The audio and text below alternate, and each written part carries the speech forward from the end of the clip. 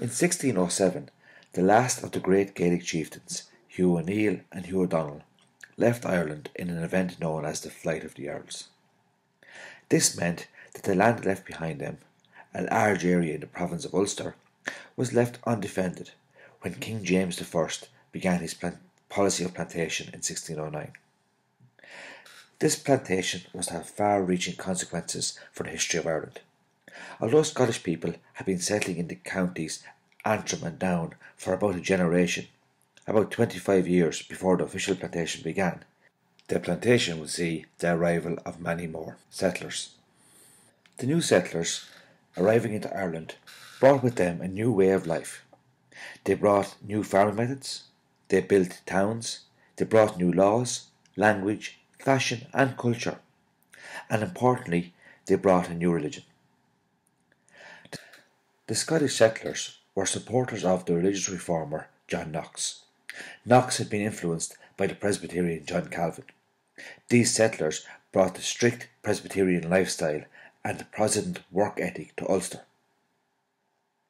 In 1641, during the English Civil War, the dispossessed Catholics saw an opportunity to stage a rebellion.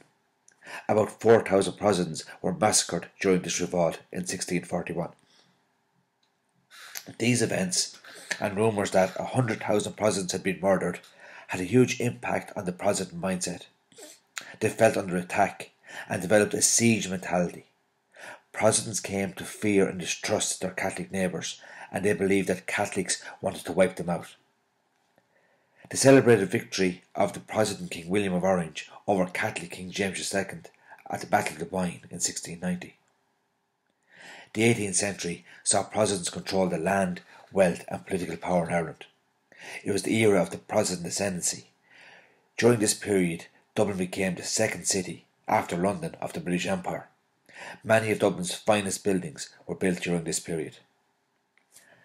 When Wolfe Tone and the United Irishmen failed to establish a republic when the 1798 rebellion was crushed, the British government response was to create the Act of Union, which became effective from the 1st of January 1801.